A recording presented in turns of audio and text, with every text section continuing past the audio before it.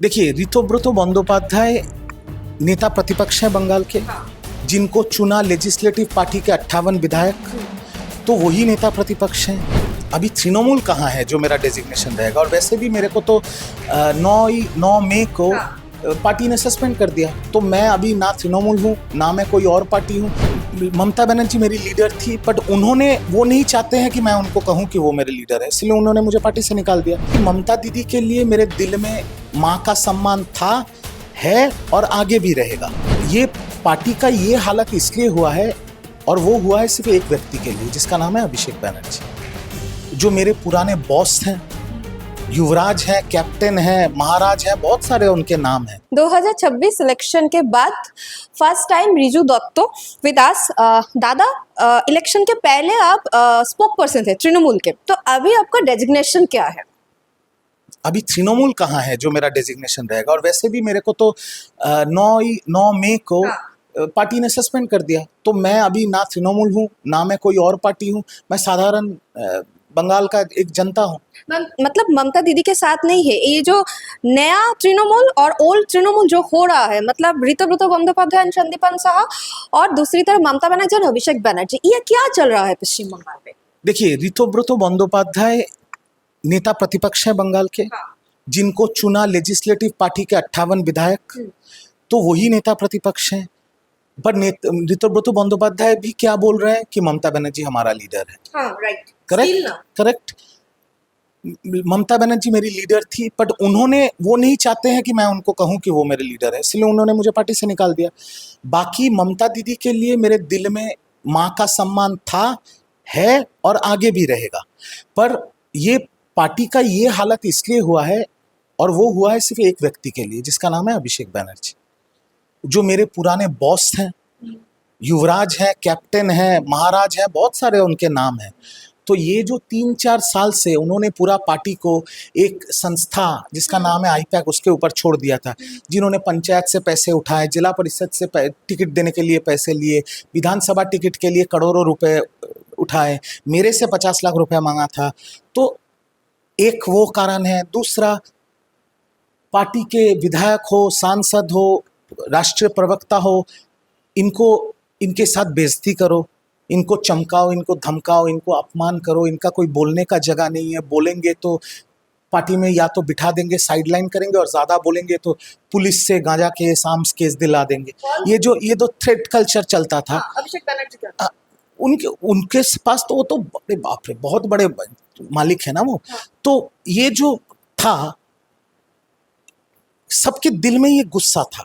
जब सत्ता परिवर्तन हुआ, भय कट गया। मैंने मुंह खोला था 9 तारीख को, पूरा तृणमूल कांग्रेस मेरे को गाली देने में लग गया।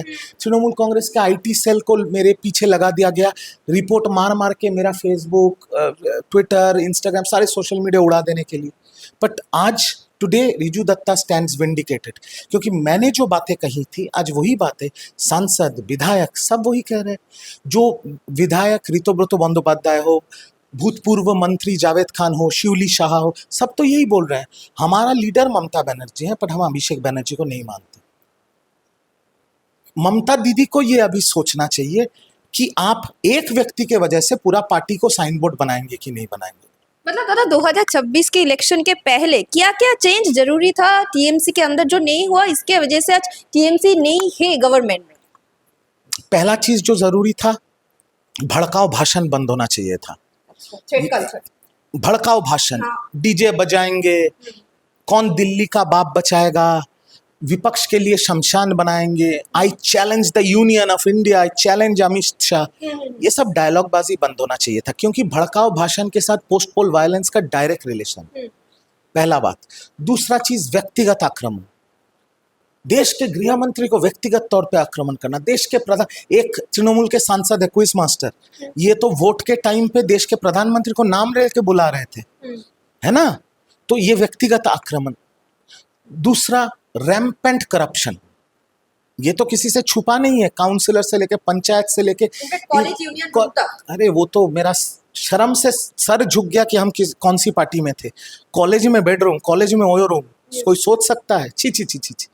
तो वो उसको साइड में रखिए। रैम्पेंट करप्शन, महिलाओं के साथ अन्याय, महिलाओं के ऊपर अत्याचार, और सारे तृणमूल के नेता के आसपास जो 8-10 सैटेलाइट घूमते थे, जो बुलेट और मोटा सोना का चेन पहनते थे, इनका लोगों के ऊपर अत्याचार, ये सारा कुछ मिल के एक दिन में परिवर्तन नहीं हुआ, 3 दिन में परिवर्तन नहीं हुआ। ये गुस्सा जम रहा था लोगों के अंदर, तृणमूल के सांसद, विधायक, मेरे जैसे राष्ट्रीय प्रवक्ता के अंदर सालों से, जो अभी 2026 में उसका परिणाम निकला। मतलब तब बोले थे दीदी को, क्योंकि Mamata Banerjee is a street fighter, but Abhishek Banerjee के लिए ये हाल हुआ टीएमसी का। जब 1998 पे टीएमसी आया था तब अभिषेक बनर्जी नहीं थे वहां पर, और आज 2026 में तो इसका जिम्मेदारी तो दीदी को लेना पड़ेगा। दीदी ने स्नेह में हाँ। एक ऐसा व्यक्ति को सबके सर के ऊपर बिठा दिया जिसका योग्यता ही नहीं है नेता बनने का। दीदी को हटा दीजिए। जैसे आज तृणमूल के दीदी के साथ जो खड़े हैं, ऐसे 2-3 विधायक क्या बोल रहे हैं कि ये जो 60 विधायक छोड़ के जा रहे हैं, ये दीदी का फोटो नहीं रहेगा तो ये लोग एमएलए नहीं बन पाएंगे। अगर वो बात सही है तो दीदी नहीं रहती तो अभिषेक बनर्जी काउंसिलर बनने का भी हैसियत नहीं है। और उनको बिठा दिया गया था 4 बार 5 बार के सांसद, 4 बार 5 बार के विधायकों के ऊपर, जो ममता दीदी के साथ 1998 से पहले से जुड़े हुए थे। अभिषेक बनर्जी ऑर्डर करते थे शोभनदेव चट्टोपाध्याय को क्या करना है क्या नहीं करना है। He is the tallest leader, zero corruption, first MLA of Trinamool Congress, 10 बार का विधायक, 50 साल से वो विधायक है। तो ये तो दीदी को भी तो इसका जिम्मेदारी लेना पड़ेगा। हम सब, वो कल्याण बनर्जी हो, हाँ। वो काकुली घोष दोस्तीदार हो, वो ऋतुव्रत बंदोपाध्याय हो, वो कुणाल घोष हो या रिजू दत्ता हो, हम सब तो पार्टी करते हैं ममता बनर्जी को देख के। आज ममता बनर्जी ने पूरा पार्टी दे दिया ऐसा व्यक्ति को जिसकी योग्यता ही नहीं है पार्टी चलाने की। 20-20 गाड़ियों का कॉन्वॉय, उनका सिक्योरिटी ऐसे बिहेव करता था विधायकों के साथ, सांसदों के साथ, जैसे हम उनके बंधे हुए गुलाम हैं। गुलाम थोड़ी है, पार्टी करने आए, गुलाम तो नहीं। मतलब दादा हारने के बाद तो मीटिंग हुआ, इंटरनल मीटिंग हुआ, तब भी ऐसा था टीएमसी के अंदर, तो अब भी ऐसा ये था। तो प्रमाण हो गया कि हारने के बाद हाँ। जब नेता प्रतिपक्ष बनने का मीटिंग हुआ, हाँ। वहां पर भी कुछ लोगों ने साइन किया, कुछ लोगों ने नहीं साइन किया।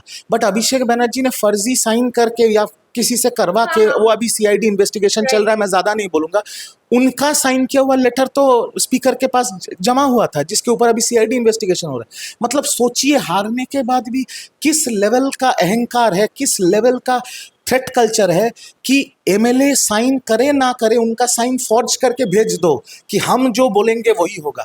इसीलिए तो जो लेजिस्लेटिव पार्टी के जो सदस्य है, ये जो 80 सदस्य, उन्होंने अभिषेक बनर्जी को साइड करके अपना नेता प्रतिपक्ष चुन लिया है। क्या कर लिया अभिषेक बनर्जी, है ना? तो बात तो सबका, पूरे बंगाल का गुस्सा तो उसी एक व्यक्ति के ऊपर है। आप मेरे घर पे इंटरव्यू ले रहे हैं, हाँ। कोई मेरे घर के सामने चोट चोट स्लोगन दे रहा है, आपने देखा? नहीं। कोई अंडे फेंक रहा है? मेरे घर पे ईडी सीबीआई आ रही है? नहीं आ रही है ना। तो एक व्यक्ति जिसके घर पे ईडी जा रहा है, सीबीआई जा रहा है, सीआईडी जा रहा है, उनके जिस घर पे उनकी बहू और बच्चे रहते हैं, वो घर सेल्फी पॉइंट बन गया।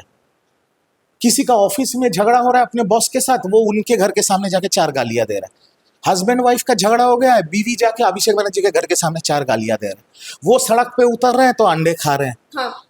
तो इसके पीछे बाकी सब नेता तो नहीं खा रहे। ये जो 80 विधायक है तृणमूल के, क्या ये लोग अंडे खा रहे हैं? नहीं खा रहे हैं ना। ममता दीदी खुद धर्मतला में गई थी। ममता दीदी के ऊपर कुछ हुआ? ममता दीदी उस दिन धर्मतला में कोई चोट चोट स्लोगन दिया? नहीं हुआ ना। Which is very interesting. तो एक व्यक्ति के ऊपर 3/4 लेजिस्लेटिव पार्टी का गुस्सा है, सांसदों का गुस्सा है, टीएमसी लीडर्स का गुस्सा है, और बंगाल की जनता का गुस्सा है। तो वो एक आदमी दीदी के हिसाब से सही है और बाकी सब गलत है, तब तो ये पार्टी साइन बोर्ड हो जाएगा। ये निर्णय आप दीदी को लेना पड़ेगा कि एक व्यक्ति सही और बाकी सब गलत, ये कैसे हो सकता है। तो लास्ट क्वेश्चन, पॉलिटिकल एनालिसिस जो कर रहा है और बोल रहा है कि तृणमूल कांग्रेस इज फिनिश्ड, आपको क्या लगता है? क्योंकि आप टीएमसी के साथ थे इतने दिनों से, दिस इज फिनिश्ड। मैं एक चीज आपको कहूंगा कि तृणमूल मतलब ममता बनर्जी, तृणमूल कांग्रेस का जन्म दिया है ममता बनर्जी। और स्वतंत्र भारत में एक ही उदाहरण है जहां पर एक औरत ने एक पार्टी बनाया और फिर मुख्यमंत्री बने, और कोई एग्जाम्पल नहीं है।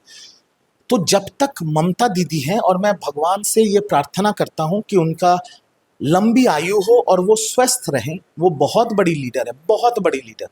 जब तक वो खड़ी हैं तब तक तृणमूल खत्म नहीं है। तब तक जिंदा। क्योंकि मैं ये मानता हूं कि बंगाल में 41% वोट तृणमूल को मिला है और 80 तृणमूल के विधायक जीते हैं। ये जो 80 जीते हैं ये भी ममता बनर्जी के चेहरे पे जीते हैं, और ये जो 41% पूरे बंगाल में करीब करीब 2.5 करोड़ वोट जो मिला है वो तृणमूल को नहीं मिला है, वो ममता बनर्जी को मिला है, और किसी को नहीं मिला है, वो ममता बनर्जी को मिला है। तो जब तक वो व्यक्ति खड़ी हैं तब तक तृणमूल खत्म नहीं। Thank you.